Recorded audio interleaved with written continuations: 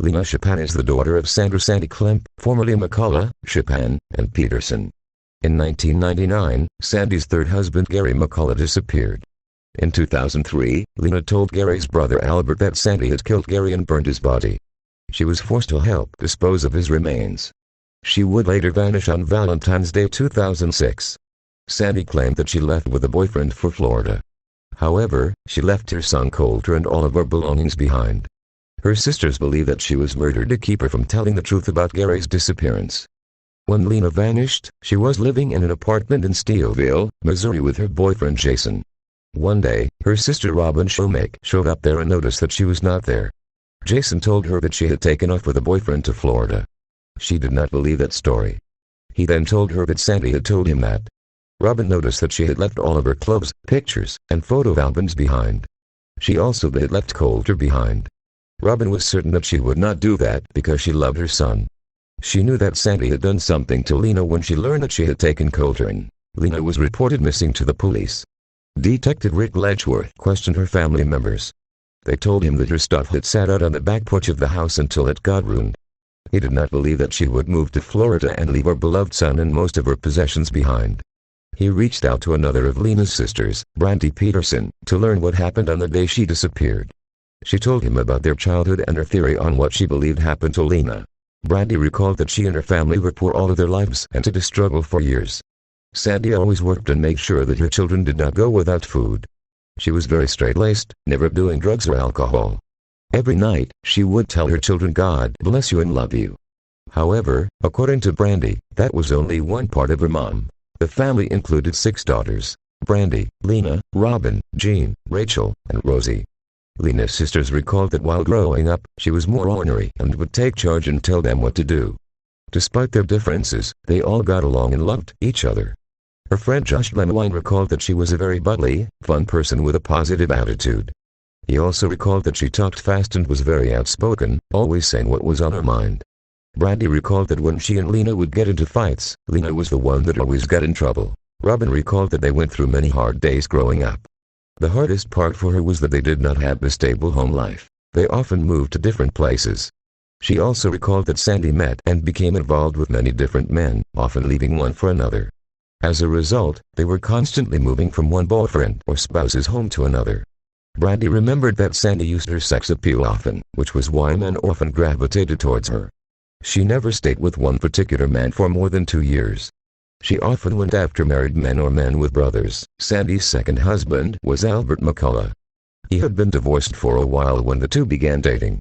They married on November 17, 1994. He recalled that she was a good talker and often told people what they wanted to hear. Brandy recalled that Albert was a good stepfather to them. At the time, Sandy was going to school to become a nurse and was never home. As a result, Albert practically raised his stepchildren. Robin recalled that it was fun and laid back. He put them in gymnastics and aerobics and got them to play sports. He remembered being very close to them. According to Albert, the first 2 or 3 years of his marriage to Sandy were good. However, she then started fooling around with another man. At first, he did not know who the other man was.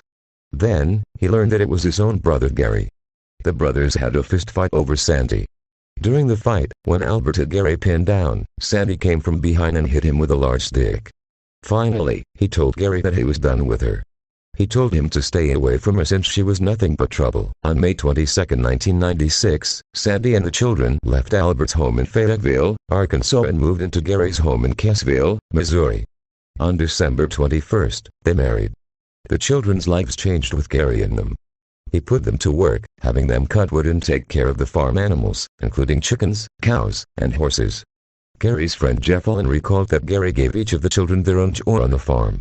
When they were finished with them, he would take them into town to get ice cream. He enjoyed the children and they enjoyed him. Sandy and the children lived with him for 3 years. Brandy recalled that he taught them very important life lessons. She said that she is disciplined and does not have to depend on a man to do stuff for her, thanks to Gary. Reporter Andrew Shealy investigated this case. He noted that Sandy has a pattern of behavior, jumping from one man to another. Once she has a man, she gets bored with him and moves on to the next one. This cycle occurred while she was married to Gary. At some point, she was no longer interested in him. In March 1999, she began an affair with a man named Chris Klemp. He was much younger than Gary and came from a family with a lot of money and property. Eventually, Gary discovered that Sandy was cheating on him. Jeff recalled that he was more hurt than mad. One day, Gary called his friend, attorney Richard Anderson, and told him about the affair. He also told him that he had been arrested for passing bad checks. He figured out that Sandy had passed those checks and was very upset about it. He told Richard that he was going to have to file for divorce. However, before he could do so, he vanished on May 11, 1999. Albert recalled that Gary was a hard worker who never missed work because he could not afford to miss it. When he did not show up for work for several days, Albert knew something was wrong. Jeff also knew something was wrong and believed that he was dead. He told the sheriff that Gary had brought a gun over to his house one day and told him to hide it because he believed Sandy was going to use it to kill him. In fact, Gary said that she had stuck the gun into his belly and pulled the trigger. When Jeff looked at the gun, he found a shell in it. Gary told him that he never kept it loaded when he wasn't using it. He realized that if it had been a good shell she would have killed him. Brian Martin, investigator for the Barrett County Sheriff's Office, was contacted by Gary's cousin Robert on May 13. He was concerned because Gary had not been seen by anyone in the family in several days. Martin went to Gary's house to see if anyone was there. He noticed that one of Gary's cows was out. While he and another investigator tried to put it back, Sandy and Lena pulled up and wanted to know what they were doing. He asked Sandy if there was anything that she needed to tell him. She told him that she had been meaning to call the police and tell them that her husband had not been home for 2 days. She said that he was going to Diamond, Missouri to buy fighting roosters. She then agreed to have been reported missing. The following week, Martin obtained a search warrant and went back to Gary's house. Sandy was not happy that they were there. They spent quite a bit of time there and made some startling discoveries. They could not find any of his clothes in the house. In fact, they could not find anything to indicate that he was ever even living there or planning to come back. Sheriff Mick Epperly found a checkbook belonging to Chris Klemp. They then discovered that he was Sandy's boyfriend. After just 2 days of investigation, Chris moved into the house with Sandy. Investigators felt that this was strange. Soon after the investigation began, Epperly asked Sandy to take a polygraph. She looked him straight in the eye and said, "You find a body, and I'll take a polygraph." He knew that they were going to have to search very hard if they were ever going to find his body. He wanted to interview Sandy's children and ask them about what they thought happened to Gary. Lena, then 13, was very hostile. It was clear that she was very close to Sandy and defensive of her. She was also antagonistic towards investigators. It was clear to them that Sandy ruled the house and Lena was the number 2 person. Robin remembered that Lena told her and their sisters to be quiet and mind your own business. She also told them to not talk about what happened when Gary went missing. Brandy said that Sandy had them lie for her for their entire lives. She remembered the day of his disappearance clearly. When the children got home from school, Sandy met them at the door. She told them that a cat had given birth to kittens in the field and asked her children to look for them. All of the children went to look for them except Brandy, because she had to milk the cows. She told Sandy that she had to go inside to get her supplies for milking. After waiting a few minutes, she decided to go in. When she opened the door, she saw Sandy on her hands and knees. She was scrubbing the floor with what appeared to be bleach water. She had shorts on and her hair back in a ponytail. Brandy said that Sandy had never worn her hair in a ponytail before that. That night, Sandy sat the children at the kitchen table and said if anyone asks, Gary went to go buy a fighting rooster and you guys had spaghetti that night for dinner and you haven't seen him since. That's what the story is. If you say exactly what I'm telling you, everything will be fine. Later that night, Sandy told Lena to make sure that none of the other children came out of the bedroom. Robin was certain that something was not right. She looked out the bedroom window and saw Sandy and Chris struggling to pull and carry something big. She was certain that it was Gary's body, wrapped up in a tarp or something similar. She could tell because she saw his boots sticking out. She was too afraid to tell anyone about it for several years. She recalled that Lena kept telling them not to say anything or else they would be separated and put in different foster homes. After Gary went missing, Sandy, Chris, and the children moved from Cassville to St. Louis. After staying there for a year, they moved to Siligo in August of 2000. While in St. Louis, Sandy and Chris married. When they first arrived in Siligo, Lena started working a couple of different jobs and continued living with Sandy and Chris. Robin recalled that Lena became more on edge and distant. Josh recalled that there were 2 sides to her. On the one side, she planned to have a family and a nice house in the country. On the other side, she started partying, drinking, and taking drugs. He believed that there was something that caused her to do those things. Robin felt that Lena had lost herself for a while. she would catch her staring off into space and could tell that she was thinking hard about something because she had tears in her eyes. When Robin would ask her if she was okay, she would brush it off like nothing had happened. Brandy remembered that Lena was very lonely. She believed that Lena had got to the point where she needed to talk about what she was holding inside of her. Ultimately, she confided her secret with her boyfriend and he persuaded her to tell Gary's family the truth. She agreed to tell Albert what she knew because she was close to him. Albert could tell that something was not right with Lena, then 17. He knew something was eating at her that she needed to get off of her mind. On June 26, 2003, she met Albert at his home. He secretly began recording their conversation. He asked her who killed Gary. She told him that Sandy had killed him. In the recording, she said, he was sitting on the couch eating scrambled eggs. She walked out and shot him 3 times in the head. 2, maybe 3 times. It was there on the couch. And she couldn't hack it until we got home. And then she wrapped him up with paper. Plastic. Plastic stuff. And hay strings. And this is the bedroom floor. She dragged him to the bedroom. And then she locked the door and everything, and we got home. Mom made me stay in the bedroom. She didn't want me to see him, but I'd already seen him. 'Cause I looked through the door, I didn't believe it and I wanted to see. And she took him, she put him in the truck, and she left. Albert knew that Lena was telling him the truth. He could tell that she needed to get it off of her mind. He remembered that while she was talking, she was trembling and shaking. She wanted him to know what happened to Gary. Later in the recording, Albert said, I need something to verify Gary is gone. How would a person go about doing that? I mean, is there any way that we could do that? She responded, there's nothing. There's nothing whatsoever left. There isn't. He was burned. Completely burned. And everything that was, left at the burn pile, was put in buckets and spread all over. So I don't remember where they're at. I was there. I am the only one that knows. I am the only one that knows exactly what happened. But there's nothing left, there is nothing. I burned my fingers, I burned the tips of my fingers picking up ashes and bones. I know this makes me sound like a bad person, but what was I supposed to do? He responded, you was a kid. Doing what your mom told you to do. Albert believed that Sandy trusted Lena more than her other daughters. However, he believed that she told him the truth because she knew what happened to Gary was wrong. When Albert recorded the tape, Gary's friend Richard figured that it was direct proof from somebody who knew what happened to Gary. He called the sheriff and had him pick up the recording. Eppley figured that, with the confession, they would now have a strong enough case. However, the next day, Sandy got a lawyer for Lena after she'd found out about the confession. The lawyer convinced Lena to recant her confession, making it difficult to be used as proof in the case. Investigators and Gary's loved ones were upset by the setback. For years, Brandy struggled with the thought that Sandy might have killed Gary. Then, one day, she was with Lena when Lena opened up to her.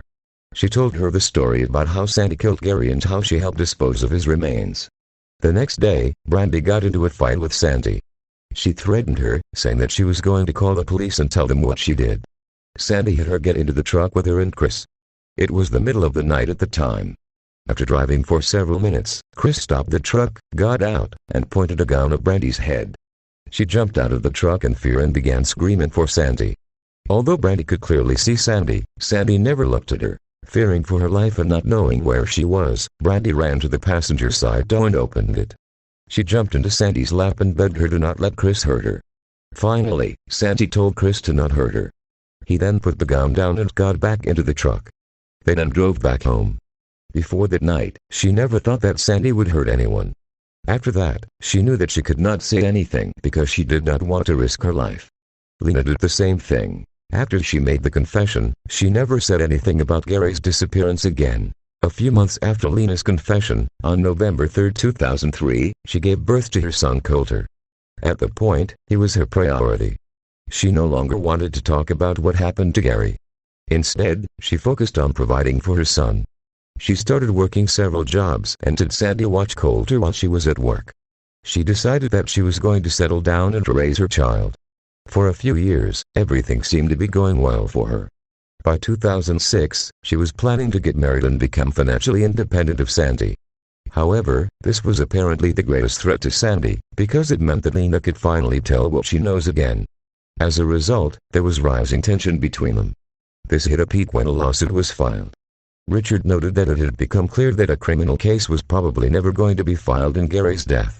As a result, he decided to file a civil case for the McCollough family. They felt that it was the only way for Sandy and Chris to be held accountable. They alleged that Sandy and Chris caused the wrongful death of Gary. They also stated that Lena was an accessory, conspiring and helping to get rid of the body. Richard hoped that Lena would get immunity for her own actions in exchange for providing testimony against Sandy and Chris. However, it did not work out that way. When Gary's daughters filed the civil lawsuit on June 26, 2006, Dent County deputies delivered the court summons. They located Sandy and Chris but could not find Lena. They asked Sandy about Lena's whereabouts. She claimed that Lena had run off to Florida with some guy back in February. When Brandy heard this story, she could not believe it because she knew that Lena did not know anyone from Florida. Sandy also told them that Lena had said bad things about them and did not want anything to do with them anymore. Brandy decided to wait to see if she would come back, but that never happened. When Albert learned that Lena was missing, he was certain that Sandy had done something to her. He believed that she killed Lena because she could have sent her to prison with her testimony. Robin told police that she felt the same way. She was certain that Sandy had done something. She posted missing person flyers of Lena around Salem. She later learned that Sandy paid another one of her daughters $5 apiece to take the flyers down.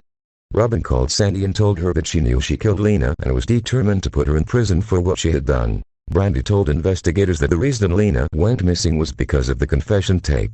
She believed that Sandy killed her to keep her from testifying at the civil trial. She also believed that Sandy wanted Lena's son Coulter. Detective Lechtworth believed that Sandy had two motives for making Lena disappear: Lena's first-hand knowledge of Gary's disappearance, and her son Coulter, whom Sandy desperately wanted. Sandy even reportedly made Coulter call her. According to Robin, when Sandy found out that Coulter was a boy, she became very possessive and obsessive. She tried taking control over Coulter because she always wanted a boy. In her mind, she was Coulter's mom. Brandy believed that Sandy knew that if Lena went missing, she would get the rights to Coulter. When that happened, Sandy filed abandonment charges. Lena was not there to defend herself, so the court decided that she had indeed abandoned her child.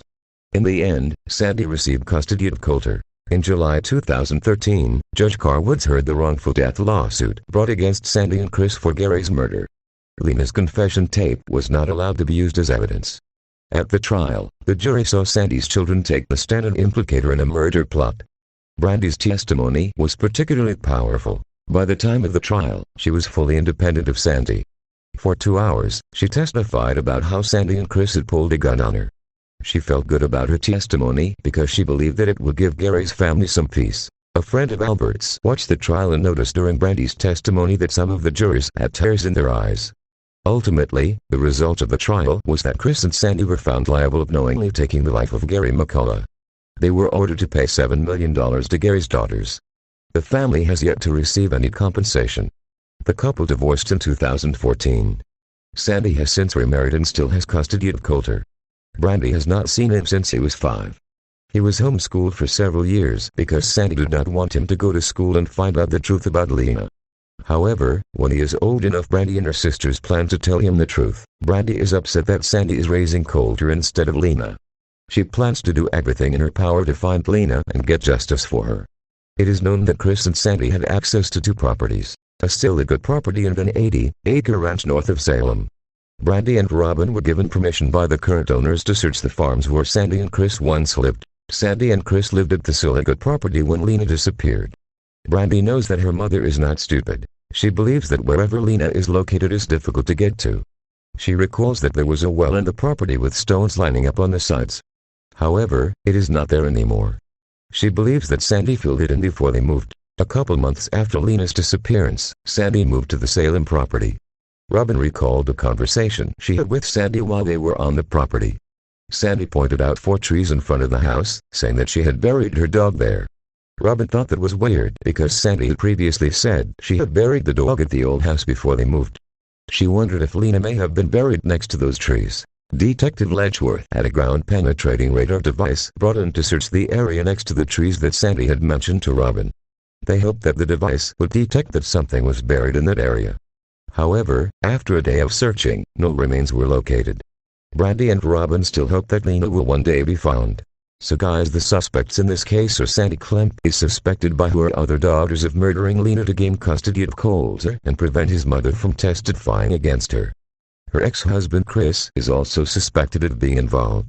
And we have something extra to be noted. This case was first released on July 1, 2020 as a part of the first volume of the Netflix reboot of Unsolved Mysteries. Neither Sandy nor Chris responded to requests to be interviewed for the case, and this case remains unsolved. As a result of the broadcast, several tips came in about Lena's case. However, the case remains unsolved.